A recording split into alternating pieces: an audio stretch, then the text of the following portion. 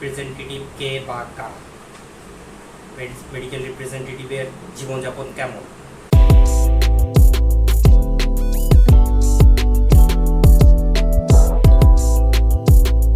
আসসালামু আলাইকুম, সবাইকে স্বাগতম। আশা করি সবাই ভালো আছেন। ধন্যবাদ সবাইকে আমার আগের ভিডিওগুলো দেখার জন্য। আমার আজকের টপিকস হচ্ছে মেডিকেল রিপ্রেজেন্টেটিভ কে বা কারা, মেডিকেল রিপ্রেজেন্টেটিভের জীবনযাপন কেমন। মেডিকেল রিপ্রেজেন্টেটিভ হচ্ছে বিভিন্ন ওষুধ কোম্পানির প্রতিনিধিগণ, যারা ডাক্তারের কাছে যেয়ে ডাক্তারকে প্রোডাক্ট ইনফরমেশন সেল করেন, তার মাধ্যমে প্রেসক্রিপশন জেনারেট করে কোম্পানির মেডিসিনগুলো পেশেন্টের কাছে বিক্রি করতে সহায়তা করেন। মূলত তারাই হচ্ছেন মেডিকেল রিপ্রেজেন্টেটিভ।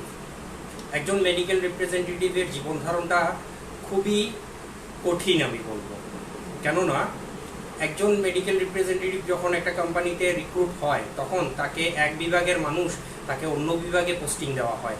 কারণ মেডিকেল রিপ্রেজেন্টেটিভের জবে একটা জিনিস বাধ্যতামূলক থাকে, সেটা হচ্ছে এনিহোয়ার ইন বাংলাদেশ, সেটা মেনেই চাকরিতে জয়েন করতে হয়। তখন সে তার নির্দিষ্ট পোস্টিং এরিয়ায় যায়, ওখানে তার কর্মজীবন শুরু করে। কর্মজীবনের তার প্রত্যেক দিনের ডিউটি লাইফটা হয় এরকম যে সে খুব সুন্দর ফিটফাট হয়ে সকালবেলা ওয়েল ড্রেসড পরে, পলিশ করা জুতো পরে বেরোবে, হয়তো পারফিউমের গন্ধ মেখে বেরোবে, কিন্তু রাতে বাসায় ফিরবে সম্পূর্ণ বিধ্বস্ত হয়ে ঘামের গন্ধ নিয়ে। সকালবেলা একজন মেডিকেল রিপ্রেজেন্টেটিভের প্রথম কাজ হচ্ছে তার রিপোর্টিং এরিয়ায় যে রিপোর্ট করা সকাল 8টার মধ্যে। ম্যাক্সিমাম কোম্পানিরই, দু একটা কোম্পানি আছে সকাল 9টা, কিন্তু ম্যাক্সিমামের সকাল 8টার মধ্যে রিপোর্টিং বসের কাছে রিপোর্ট করতে হয়। নির্দিষ্ট একটা ক্লিনিক হতে পারে, অথবা হসপিটাল হতে পারে, উপজেলা হেলথ কমপ্লেক্স হতে পারে, এইসব জায়গায়। ওখানে যে সকালবেলা প্রথমে বসের সাথে দেখা করে কিছু বসের কাছ থেকে গাইডেন্স নেবে, অনেক লেকচার শুনবে, অনেক কিছু শুনবে, আগের দিনের কি কি ভুল ত্রুটি হয়েছে ওইগুলার সাফাই দিবে, সেলস ফোরকাস্ট এই সেই সব কিছু দেবে। তারপর সকাল 8টা থেকে মোটামুটি সকাল 11টা পর্যন্ত দেখা যায় যে বিভিন্ন ক্লিনিকে, বিভিন্ন ফার্মেসিতে তারা যে তাদের সেলস করার চেষ্টা করবে, তারা প্রিভিয়াস ডিউ কালেকশন থাকলে ওইটা তোলার চেষ্টা করবে, বিভিন্ন জায়গা থেকে অর্ডার নেওয়ার চেষ্টা করবে। 11টার পর বিভিন্ন হাসপাতালে যদিও টাইম সেট করা 12টা থেকে 1টা 2টা এরকম বিভিন্ন এবং ডে ফিক্স করা থাকে, তবুও তাদেরকে প্রতিদিন দেখা যায় যে ওই হাসপাতালে ডাক্তার ভিজিট করতে হয়। আউটডোরে হোক ইনডোরে হোক, তারা চুরি চুপি অথবা যেদিন ওপেন ডে সেদিন ওপেনলি তারা ডাক্তার ভিজিট করে, প্রোডাক্ট প্রমোশন করে থাকে। এটা করতে যে অনেকে অনেক নাজেহাল হয়। আমার নিজের দেখা আছে অনেক নাজেহাল হতে।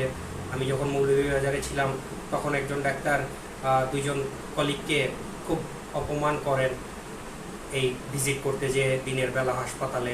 আবার দেখা গেছে যে সন্ধ্যায় ওই ডাক্তারই হাসি মুখে ওনার চেম্বারে ওই কলিগের ভিজিটটা গ্রহণও করেছেন। তো এরকম ঘটনাও ঘটে। একজন মেডিকেল রিপ্রেজেন্টেটিভকে অনেক অপমানিত হতে হয় এই ডাক্তার ভিজিট করতে যেয়ে, অথচ তারা প্রত্যেকটা এক একজন গ্র্যাজুয়েট মানুষ। কিন্তু তাদেরকে দেখা গেছে চেম্বারে ভিজিট করতে গেলেও অনেক সময় ডাক্তারের যে অ্যাটেন্ডেন্ট আছে অথবা অনেক পেশেন্টের অ্যাটেন্ডেন্ট, তারা পর্যন্ত অনেক অপমান অপদস্থ করে থাকে, যেটা আসলে মোটেও ঠিক না। সে তার ডিউটি করছে।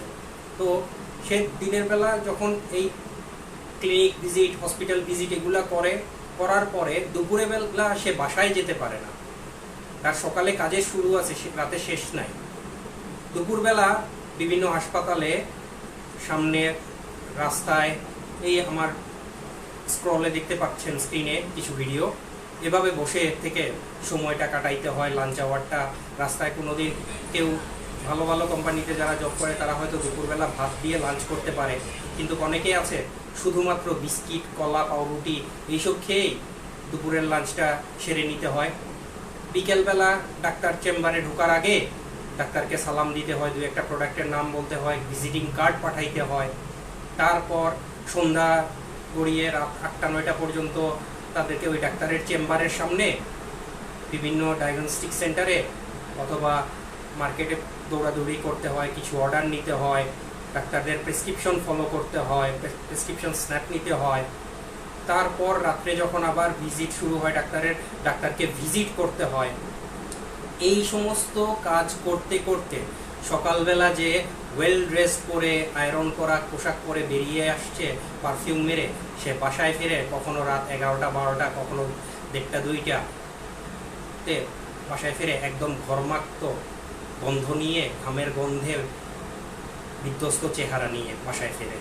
এই হচ্ছে একজন মেডিকেল রিপ্রেজেন্টেটিভের ডেইলি ওয়ার্ক বা ডেইলি জীবনী। পাশাপাশি তারা যখন ছুটির ব্যাপার আসে, ঈদের সময়, ঈদের আগের একদিন, ঈদের পরের একদিন ছুটি পায়, খুব সহজে সবাই নিজের বাড়ি যেতে পারে না। যদি কেউ ফ্যামিলিতে মারা যায় তাহলে হয়তো 1-2 দিনের ছুটি পায়। আমার ব্যক্তিগত এক্সপিরিয়েন্স থেকে বলতেছি যে আমি, আমার নানি মারা গেছিলেন, সৌভাগ্যবশত ওই দিন আমার রিজনাল মিটিং ছিল। মিটিংয়েই খবর আসে আমার নানি মারা গেছেন। আমি যাই, মিটিং থেকে আমি ছুটি পাই, কিন্তু ওই একদিনের ছুটিই পাই। পরের দিন লাশ দাফন করার সুযোগটা আমি পাই নাই, কারণ আমার নানির লাশটা আমাদের ফ্যামিলির অনেকেই বিভিন্ন জায়গায় থাকার কারণে লাশটা একদিন রাখতে হয়েছিল, কিন্তু আমি লাশটা দাফন করে আসতে পারি নাই। আমি ওই একদিন ছুটি পাওয়াতে একদিন থেকে পরের দিন ঠিকই আমার টেরিটরিতে রিপোর্ট করতে হয়েছিল। এই হচ্ছে মেডিকেল রিপ্রেজেন্টেটিভদের ছুটির অবস্থা। সারা দিন, সারা সপ্তাহ, সারা মাস, সারা বছর ডেডিকেটলি তারা কোম্পানির স্বার্থে কাজ করে যায়, কিন্তু মেজর কোনো অ্যাক্সিডেন্ট বা ইনসিডেন্টস না হলে তারা খুব সহজে ছুটি পায় না। আর দুপুরবেলা আমার ভিডিওর মাঝখানে স্ক্রিনে দেখেছেন তারা কিভাবে সময় কাটায় ফ্যামিলিতে। তারা খুব একটা সময় দিতে পারে না। অনেকেই আছে যে শুক্রবার দিনটাও ছুটি পায় না, বা সারা মাসে একটা ছুটিও পায় না। অনেক কোম্পানিই আছে, কারণ তাকে অর্ডার কালেক্ট করতে হয়, তার টার্গেট মিট করতে হয়, আবার পেমেন্ট কালেকশন করতে হয়, অনেক ঝামেলা পুহিয়ে মাস শেষে তার স্যালারিটা নিশ্চিত করতে হয়। এই হচ্ছে মেডিকেল রিপ্রেজেন্টেটিভের জীবনী। ধন্যবাদ সবাইকে। আসসালামু আলাইকুম।